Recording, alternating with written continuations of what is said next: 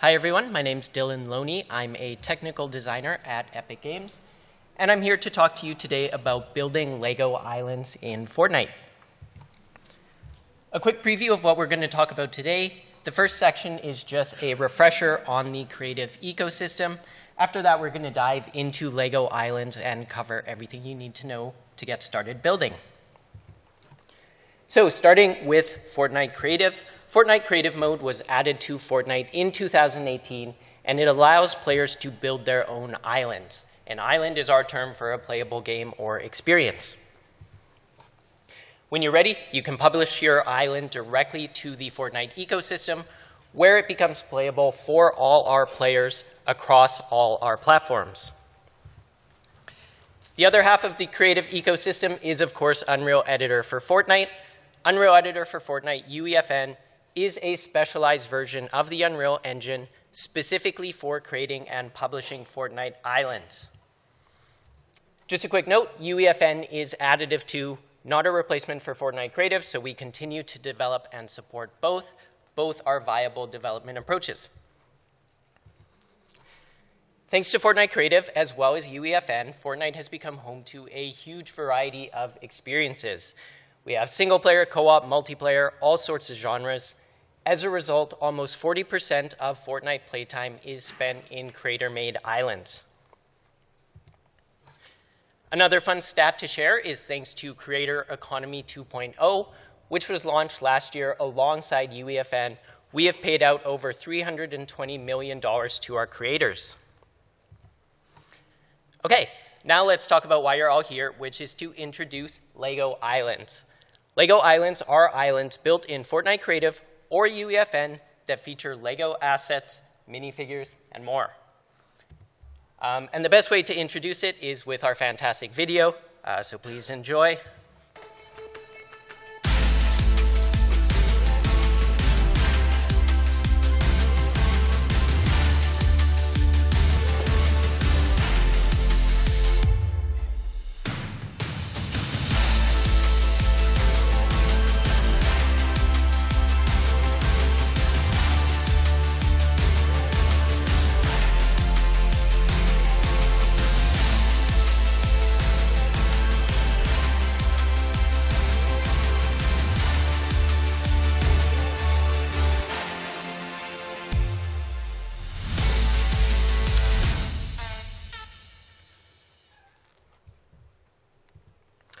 All right, so let's talk about what it looks like to build a Lego island.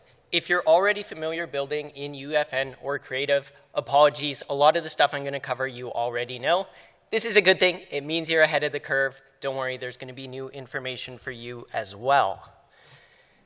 When you go to create a new island in either UEFN or Fortnite Creative, you will find the new Lego templates category. Within, you can find the 3 example templates we've authored to get you started. You can, of course, also choose the starter island template. Just going over the templates quickly, the first is the home builder template. This one's really to provide a space to get comfortable with the editor and familiarize yourself building with the Lego assets as well as the Fortnite assets. So it features a mix of buildings and props, both Lego assets and Fortnite assets for you to experiment with. The second is the obstacle course template. The obstacle course template is all about showing off how you can use creative devices to build your gameplay. And finally, we have the music concert template. This one's all about showing off the patchwork devices. Patchwork devices are a set of creative devices you can use to create music for your islands. They work in real time, they work multiplayer, so it's a ton of fun getting friends together and just jamming and making music. So we wanted a template specifically to show that off. Of course, when you play a Lego island, you will be playing as a Lego minifigure. So your Fortnite outfit automatically takes on a Lego style. The Lego minifigure does have a different locomotion set and tuning and metrics compared to the Fortnite character to make it feel unique. Be aware you can run, sprint, swim, jump, but some of the more advanced locomotion verbs that the Fortnite character can do, such as sliding and mantling, the minifigure cannot do. Onto building worlds, we've created a ton of Lego props to get you started. These are sourced from the example templates. So we have the suburban housing kit, the music concert props, as well as the basic primitives gallery. And in addition to that, of course, you have almost the entire Fortnite catalog of assets to use in your islands as well. If you haven't seen this, it's literally thousands of assets we pull from Fortnite, not just props, but prefabs as well. You can use them in your island. They're game ready. They're optimized across all our platform. It's a fantastic resource. LEGO Islands use a minifigure scale of 0.5 Unreal units. So the minifigure is about half the size of a Fortnite character. So to facilitate building our worlds, we use a world grid size of half the traditional Fortnite grid size. What this means in practice is whenever you place assets in your LEGO Islands, we automatically scale them to be appropriate with the minifigure. So that Fortnite lighthouse in the background, when I drag that into my scene, it was automatically scaled to 50% to work with the minifigure. This applies whether you're in Fortnite Creative or UEFN. If you're not familiar with what it looks like to build in UEFN or Creative, I have a quick video here just to show it off. Starting on the left in UEFN, if you're working in a LEGO island, you will find the new LEGO Assets folder. Within, you can find the prefabs that we have authored, as well as the individual galleries and props. Those are the party animal galleries from the Music Walk concert, Music Walk template. That one's super fun. You can, of course, switch over to the Fortnite content folder, where you can find most all of the Fortnite prefabs and props as well. And of course, if you want to place individual props, you can do that also. So just showing off how much content is available for use. I'll switch over to the game in a sec, and you'll be able to see that how that barn came in perfectly scaled for the minifigure. You can also see how well the LEGO assets work with the Fortnite assets. It's a great way to work. It's a great way to build your island, so we encourage you to work that way. And finally, just showing off all the content you saw in UEFN is also available to you if you're building in Fortnite Creative, and the same scaling applies.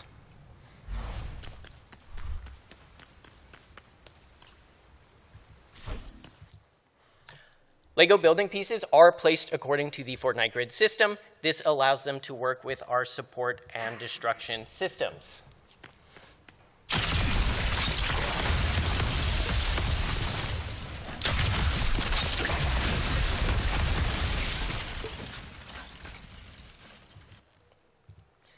A couple LEGO brand and creator rules to be aware of. Please keep LEGO assets scaled correctly and don't let LEGO assets intersect.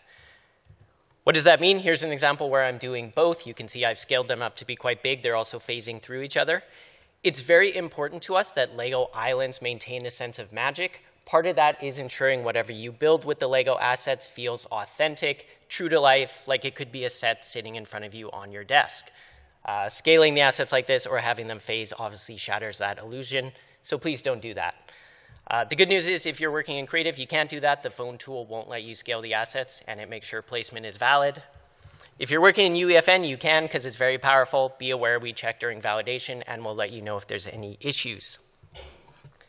And just to be clear, this only applies to the LEGO assets in your island.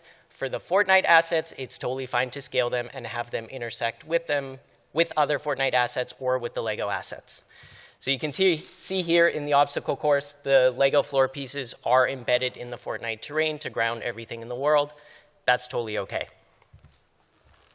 Moving on to game objects, we have some really fun LEGO tools and weapons for use in your islands. You can see them here.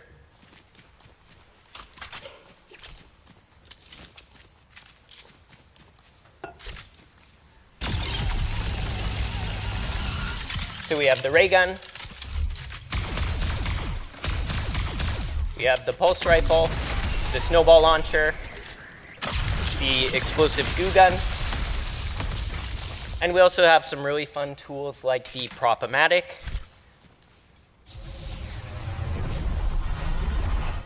The Prop-O-Matic lets you turn into any prop. It's super fun for hide-and-seek game mode. It works on the LEGO assets as well as the Fortnite assets.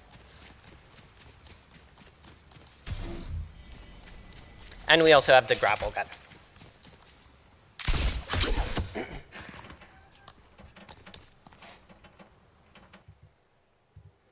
Of course, we have a ton of LEGO consumables as well, so LEGO pizza, LEGO banana, LEGO apple, stuff like that. A couple more brand and creator rules to be aware of. Minifigures should only hold Lego items, and minifigures should not have attachment parts. This really applies to UEFN, where our creators, being very creative, have found ways to make it look like our characters are holding custom items or they have custom parts attached to them. Again, in order to keep Lego Islands feeling authentic, please don't do that. On the subject of custom content or custom assets, when you're working in UEFN, please only use the Lego content we provide. Do not import any custom Lego assets that you find or create yourselves. Moving on to the game logic, the way you create your game logic in a creative island is through the use of creative devices. Lego islands are no different, so we have a huge library of minifigure compatible devices available at launch. This is what it looks like. This is UEFN, so they're in your content browser. You just drag them into your scene. If you're working in Fortnite Creative, it works the same way. You add them to your island via the creative inventory. The way devices work is they have a set of user options you can set to customize how they work. So for example, a button, you could set the display text. You could set how long you have to hold the button before the interact triggers. And those user options are going to be the same if you're working in UEFN. With the exception that sometimes in UEFN, we add additional user options to make leverage of the different workflows of that engine. So for example, the button, you can override with a custom mesh if you want. And then devices talk to other devices with signals. So in this case, an explosive device is set to explode when receiving a signal from a button device on interact. Again, whether you're working in Fortnite Creative or UEFN, it works the same way. And when you combine those together, you get another chance for me to show off the brick destruction.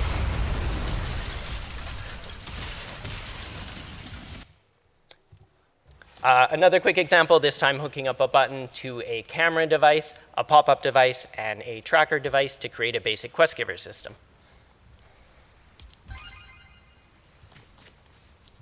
So we have tons of devices, buttons and triggers, informational devices, item control devices.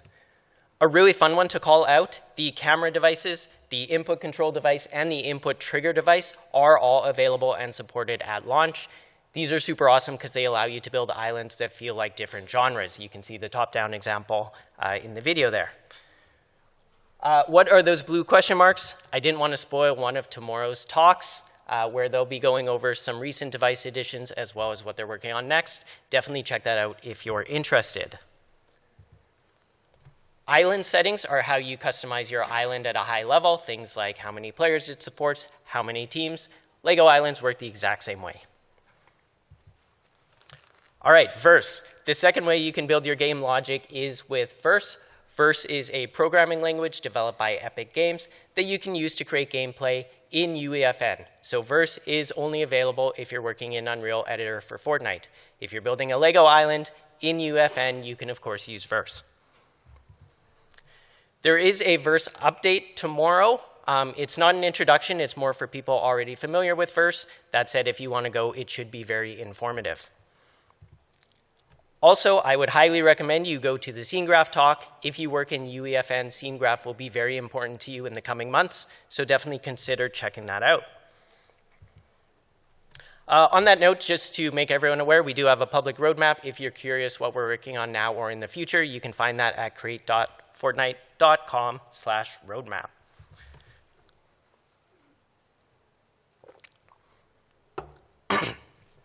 All right, let's go through some tips and tricks to help you succeed. Starting with focus on the fun. I know it's a little hokey, but it's especially true of Lego Islands where everything should be very fun and exciting and happy. Beyond that, if you want to build a single player game, co-op, multiplayer, whatever genre you think players would find awesome, that sounds good. Mix and match the content. So I hope I've done a good job showing this off. We think it's a great way to build your island, mix and matching the Lego assets with the Fortnite assets. We've worked very hard to make sure they look good together, they play well together, so definitely consider building that way. Work your way. So I mentioned if you're working in Fortnite Creative, if you're working in UEFN or even a hybrid approach, they're both valid, they're both supported. We have creators who embody success working both ways. So work the way that works for you.